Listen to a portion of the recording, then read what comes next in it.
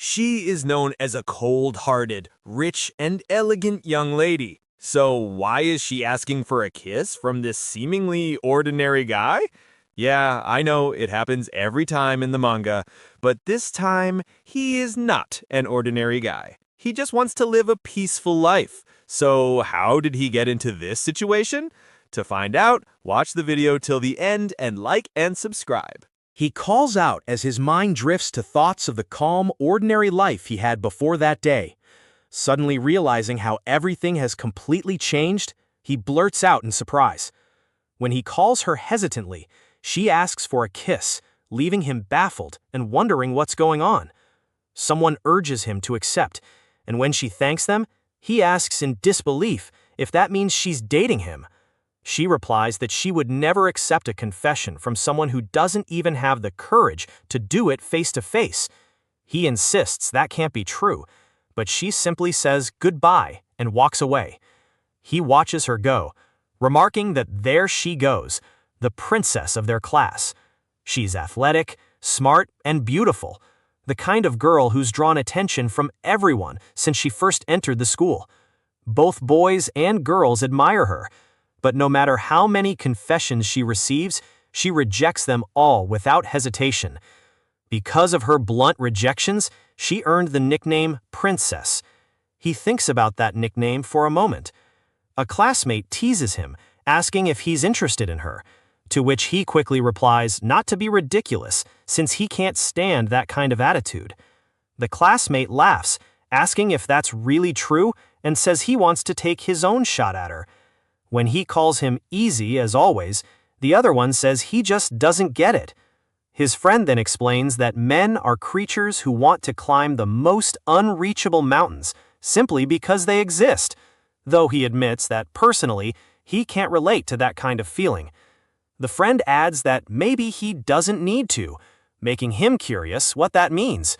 The friend clarifies that either way, he doesn't plan on getting involved in something he's sure to lose, especially when he's never even spoken to her before. He reflects that, in his case, he's more involved than most, since he sits right next to the princess in class and even works at the same part-time job. Still, involved might be an exaggeration. They barely talk at all. At work, he starts to speak, saying, "My manager," but she cuts him off, saying she doesn't know, startling him as she suddenly appears behind him. He scolds her lightly for sneaking up like that. The manager wonders aloud why someone from such a famous old noble family would come work in a place like theirs, joking if it might be some sort of prank. He suggests maybe she's just trying to learn about ordinary life, but the manager counters that might describe him instead. She asks if he's heard anything about her at school, and he replies, "Of course not. We've never even spoken outside of work." The manager muses that maybe because it's him, he might actually understand her a little, though he thinks to himself, there's no way. A customer suddenly calls out to her, inviting her to have fun with him. She ignores the flirt and simply asks for his order. The manager panics, suggesting they call the police, but he tells her to calm down and let them handle it themselves. The customer smirks, claiming to be the son of a corporate CEO, offering to buy her whatever she wants since she must be short on money working part-time.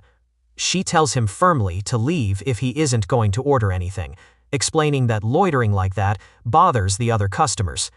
The man clicks his tongue in irritation and curses under his breath before leaving.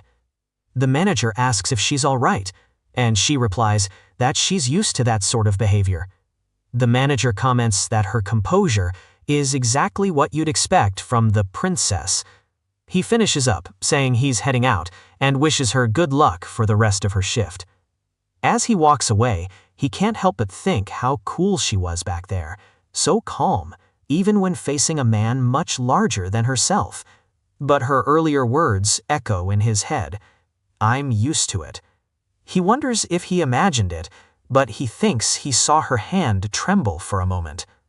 Later, he notices someone following her. That same persistent guy still hasn't given up. The man makes suggestive comments, promising to make her feel good, while she firmly tells him to stay away. She warns him to disappear quickly, saying she doesn't even want to breathe the same air as someone as despicable as him.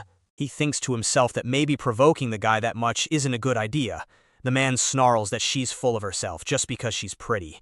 She yells at him to stop and wait, but he laughs and says he should have just used force from the start. Someone nearby wonders if she doesn't have any bodyguards from her family.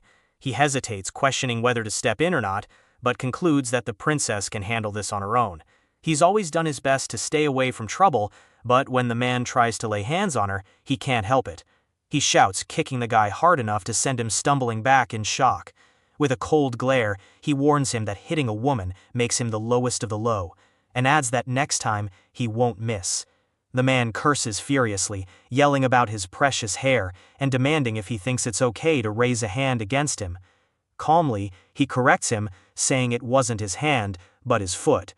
Enraged, the man swears he'll make sure people like him never get to speak again. But as he swings, he's stunned that his punches aren't landing at all, while the other quietly notes that it's all about maintaining the right distance. Confident in his grip strength, he figures this will be easy to control, and decides to teach the guy a lesson.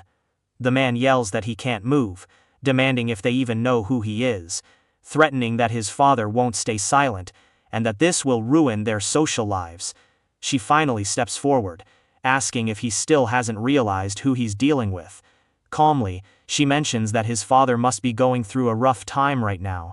Then, with composed elegance, she apologizes for the delay and introduces herself, reminding him they'd met once at a party. He stammers in confusion. When it clicks, he shouts her name in shock, realizing she's from their parent company, a major shareholder from a prestigious family. He mutters that he vaguely remembers now. She tells him that she'll have a nice little chat with her father about what happened today. Panic hits him immediately, and he pleads for her to keep it secret. She agrees, but firmly orders him to leave at once. After he rushes off, the boy asks if she's all right. She brushes his hand away, keeping her composure, and tells him to stay back. Then, in a cool tone, she asks what he wants in return for saving her. He replies that he wants nothing. He simply saw an acquaintance being attacked and stepped in. That's all. He expresses relief that she's unharmed. She gives a short nod, saying she understands, but then tilts her head, surprised, and asks if that's really all. He confirms it, though he can't help but think it'd be rude to mention how her hand had been trembling earlier. Suddenly, she laughs slightly. When he asks what's wrong, she says it's nothing, that she understands now. Then, a little hesitantly, she thanks him for saving her. With that, she says goodbye and walks away. He almost calls out to her, but stops himself, wondering if he should offer to walk her home. In the end, he decides it's too late. Meanwhile, she laughs quietly to herself, thinking that was all, and wondering why he tried so hard over something so small. Later, her butler asks what happened, but she casually brushes it off, saying she just tripped on a stone. Then she pauses and asks if he could tell her something. The next day, he finds himself wondering why he got involved in that whole mess yesterday. The manager reminds him to smile, and he agrees half-heartedly, sighing as he recalls that his usual policy is to stay out of troublesome things. Still, something about his behavior today feels strange. He notices that she's been acting oddly all day. Everywhere he goes, he somehow interacts with her. Whenever their eyes meet, she winks, leaving him wondering if something's wrong with her eye. Later, she even sits next to him, smiling in a way he's never seen before, though she insists the seat was just empty. By the end of the day, he realizes she's been giving him subtle signals every time they meet, and before long, strange rumors start to spread. He's stunned, realizing his quiet school life has completely fallen apart. To get away from it all, he buries himself in his part-time job, exhausted. As he's getting ready to leave, he tells the manager he's heading out first. She wishes him well and asks if he's okay. He tells her not to worry and feels relieved that their shifts don't overlap today. Just then, she appears, greeting him with a calm, "Good work today." He replies that she worked hard too. She looks at him with a teasing expression and says she doesn't think he should be undressing in front of a lady. Startled, he quickly apologizes, asking why she's there, since he thought she had the day off. She tells him she came because she had something to talk about. He panics inwardly, wondering if he did something wrong, since he thought he'd managed to get through the day without any trouble. Suddenly, she steps forward and hugs him tightly, saying softly that finally it's just the two of them. He freezes, asking what she's doing. She answers simply, "I'm hugging you." She shouts, "That's not what I meant." She wants to know why. She leans in closer, sniffing him lightly, and murmurs that he really is something. She comments that he smells nice, and that she likes his fragrance, while he stammers, asking if he isn't getting a bit too close, completely confused about what's happening. He stares in disbelief, wondering if this is really that same princess. Realizing this could turn bad in multiple ways, he tells her to let him go. She refuses, which he admits was a clever move. He sighs, asking what he has to do to make her let go. She mutters something softly about herself that he doesn't quite catch. Then she looks him in the eyes and says, "That's right. When you want to say something, you have to say it while looking the other person in the eye." With a playful smirk, she adds, "If you kiss me, I'll let you go." She stammers in shock, realizing she's completely different from the composed, elegant girl she pretends to be at school. By the way, if you enjoyed the video, maybe consider liking and subscribing, pretty please?